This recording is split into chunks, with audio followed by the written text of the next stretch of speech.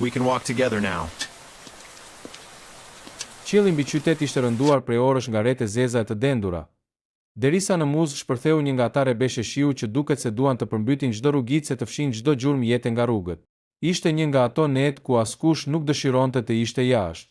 Uji vërshonte si lum mbi asfalt, duke krijuar pellgje të mëdha që reflektonin dritat e zbehta të fenerëve të rrugës dhe dritat e kuqe të makinave që nxitonin të mbërrinin në shtëpi.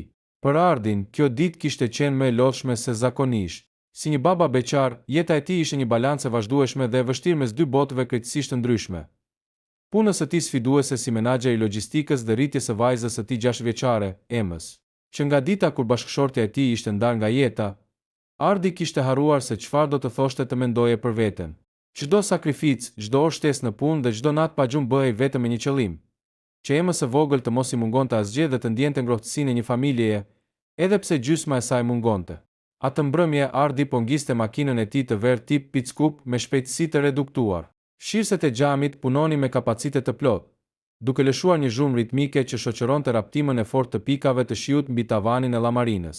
Në sediljen e pasme, Ema e vogël kishte rënë në një gjumë të thellë, e mbështjell me një batanie të ngrohtë rozë, e lodhur nga një ditë e gjatë në kopsh.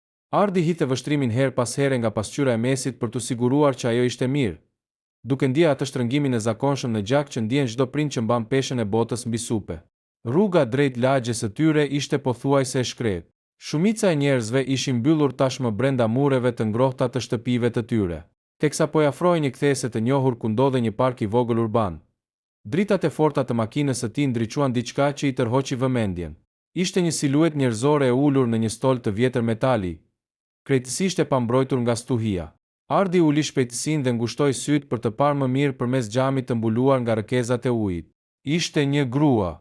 Ajo mbante veshur një fustan të kuq që tani ishte qepur pas trupit të saj nga uji, dhe flokët e saj të zinj ishin qullur tërësisht, duke i rënë mbi fytyrë. Ajo nuk po lëvizte, nuk po kërkonte streh dhe as po përpiqej të mbrohej. Thjesht qëndronte aty me kokën paksa të ulur, sikur të kishte pranuar fatin e saj me satire beshi të pamëshirshëm. Ajo që e bëri Ardin të mbante frenat menjëherë ishte një detaj specifik.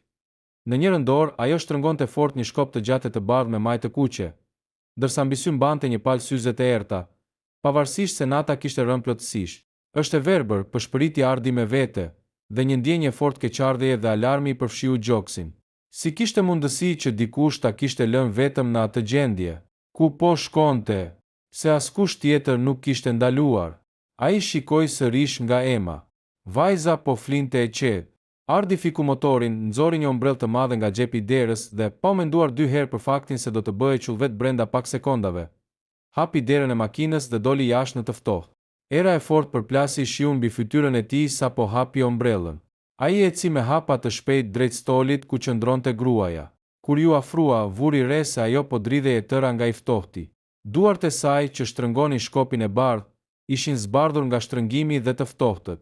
Ardi u ul në gjumë përpara saj, ashtu siç paraqitet në imagje 62-94 paga, në mënyrë që të mos e tremte me praninë e tij të lartë, dhe zgjati ombrellën mbi kokën e saj, duke mbrojtur më në fund nga pikat e rënda të shiut. "Më falni", tha Ardi me një zë të butë të qetë, duke u përpjekur të fliste mbi zhurmën e stuhisë që të mos e friksonte. "Unë quhem Ardi, po kaloja këtu me makinë dhe ju pash. Jeni mirë? Keni nevojë për ndihmë?" Gruaja lëvizi kokën lehtë drejt drejtimit nga vinte zëri i tij. Përmes syzeve të lagura, Ardi nuk mund t'i shihte sytë e saj, por pa buzët e saj që dridheshin teksa përpiqej të artikulonte një fjalë. Ajo bëri një lëvizje instinktive prapa, sikur të ishte në gatishmëri për t'u mbrojtur. Unë thjesht po pres të pushoj pak", tha ajo me një zë të holle të thyer nga i ftohti. Stacioni i autobusit pak më tej u përmbyt dhe nuk munda të gjeja rrugën e kthimit për të troftuari kryesor. "U ngatërova." Ardi zgjati dorën e tij të ngrohtë dhe e preku lehtë mbi dorën e saj të ngrirë, një gjest i pastë njerëzor për t'i dhënë siguri. "Nuk keni pse të qëndroni këtu. Ky shi nuk ka ndërmend të pushojë dhe ju jeni ngrirë e tëra. Kam makinën këtu pranë dhe vajza ime e vogël po fle brenda. Ju lutem, më lejoni t'ju shoqëroj për në shtëpi ose diku ku jeni të sigurt. Nuk kam asnjë qëllim të keq, thjesht nuk mund t'ju lë këtu në këtë gjendje." Gruaja hezitoi për disa sekonda që u dukën si amshim. Ajo po përpiqej të peshonte sinqeritetin e zërit të tij përmes shisave të saj të mprehura. Ngrohtësia e dorës së Ardit dhe toni i tij prindëror e i respektueshëm duket se thyen akullin e frikës së saj. "Quhem Elena", tha ajo më në fund, duke lënë një buzëqeshje të lehtë të lodhur të shfaqej në fytyrën e saj të lagur. "Në rregull, ju faleminderit shumë."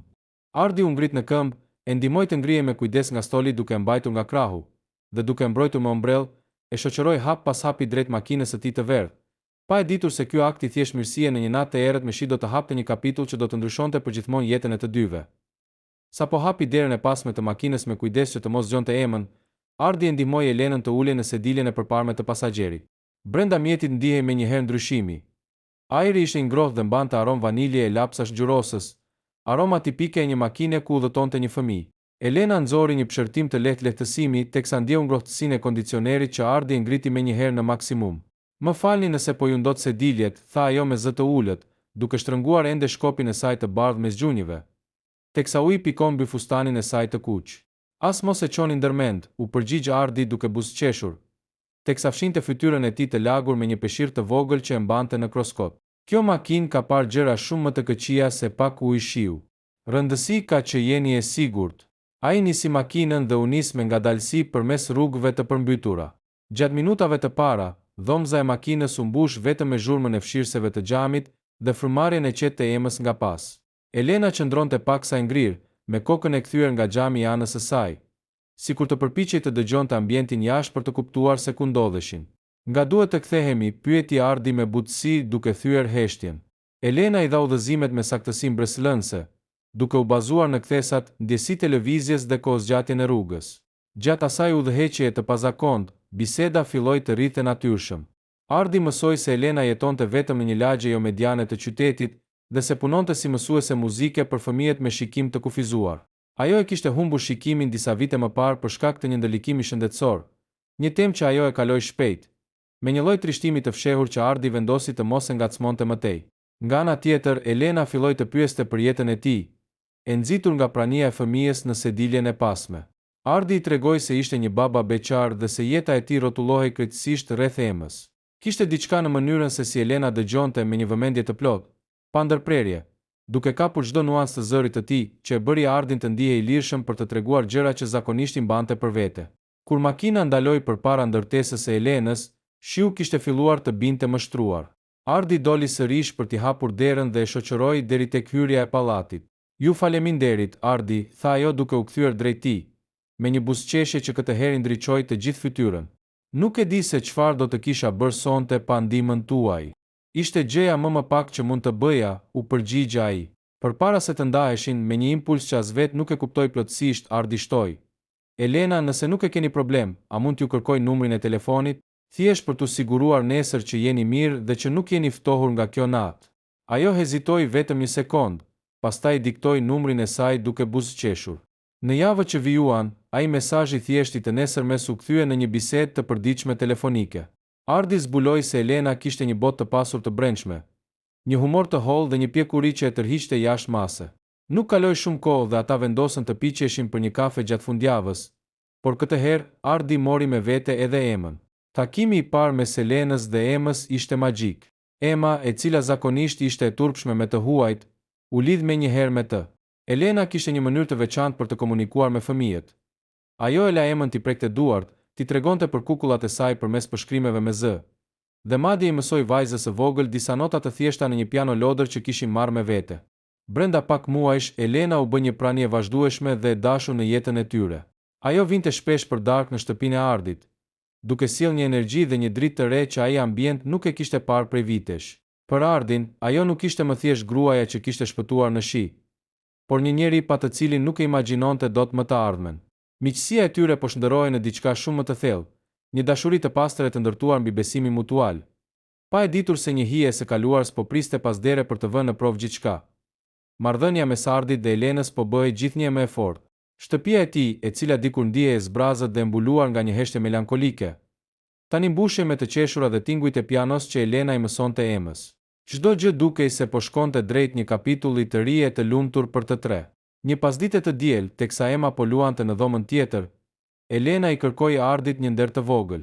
Ajo dëshironte të rinovonte disa dokumente të vjetra identifikimi dhe pronësie, të cilat i mbante të organizuara në një sirtar të vjetër druri në shtëpinë e saj. Duke qenë se nuk mund t'i lexonte vetë, ajo kishte nevojë për sytë e Ardit që të ndante letrat e vlefshme nga ato që duheshin hedhur. Ardi pranoi me kënaqësi. Ai u ul në dyshje me pransirtarit dhe filloi të shfletonte me kujdes dosjet e vjetra, duke I lexuar Elenës titujt e secilit dokument. Kishte certifikata notash, letra të vjetra familjare dhe raporte mjekësore. Mirë po, teksa hapi një zarf të madh ngjyrë kafe që mbante stemën e një spitali të njohur në qytet, dora e tij ngriu. Ishte një dosje mjekësore e datuar 8 vite më parë.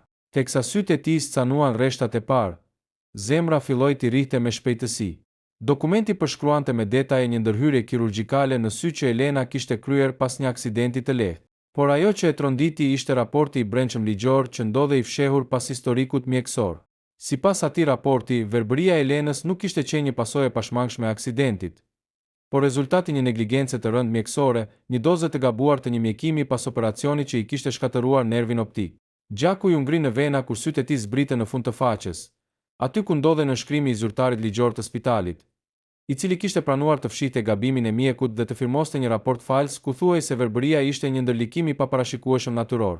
Emri I shkruar me gërma të zeza dhe kapitale ishte ai xhaxhaj të tij të ndjer, I cili kishte qenë drejtuesi juridik I atij institucioni për një dekadë.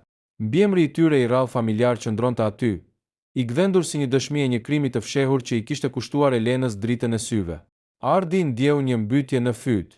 Ai shikoi Elenën e cila po priste e qetë në divan, duke buzëqeshur e duke pyetur, Ardi, a gjete gjë? Çfarë është ajo letër që po të hesht? Ardi nuk mundi të fliste për disa momente. Ai e palosi dokumenti me duar që I dridheshin dhe e futi përsëri në zarf, duke u përpjekur të mbante nën kontroll zërin e tij. Në rregull, asgjë më rëndësi, thjesht disa raporte të vjetra mjekësore, gënjeu ai, duke ndier një peshë të tmeshme faji që I ulej mbi gjoks. Ditët që pasuan u kthyen në një makt të vërtet për Ardin. Sa herë që Elena e prekte apo I fliste me atë mirësinë e saj të sinqertë, ai shihte përpara syve atë firmë në dokument. Megjithse ai vetë nuk kishte pasur asnjë lidhje me atë ngjarje dhe as nuk kishte pasur dijeni për veprimet e xhaxhait të tij, ai ndihej sikur mbante mbi supe mëkatin e familjes së tij. Si mund të vazhdonte të ndërtonte një jetë me të mbi një gënjeshtër të tillë? Tensioni I tij I brendshëm filloi të ndihej. Ai u bë më I tërhequr, më I heshtur. Elena, me shisat e saj të mprehura për të kapur ndryshimet në tonin e zërit dhe frymarrjen e tij, e kuptoi menjëherë se diçka e madhe po ndodhte. Një mbrëmje, pasi Ema kishte rënë në gjumë, Elena u ul pranë tij dhe I mori dorën. Ardi, të lutem më tregoni se çfarë po të mundon.